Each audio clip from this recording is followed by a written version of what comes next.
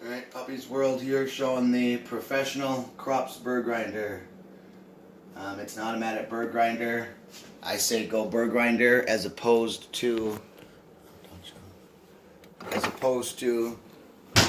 grinding by hand.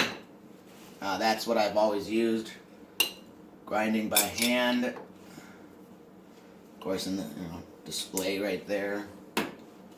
So it'll show you how much you've got there. So that's always been the best way, but now we're going with the Krups. So just kind of show, if you can show over here, I'll turn the HID on real quick. So you want to go over there and show the coarseness setting on the left, on the other side. No, right there. So move over there and show that. And so we got it set at 5 now, coarse or fine. And then if you just look here, see, so here's a dial. I'm gonna go with 5 now. So beans are in there. Got your beans stored airtight here. See?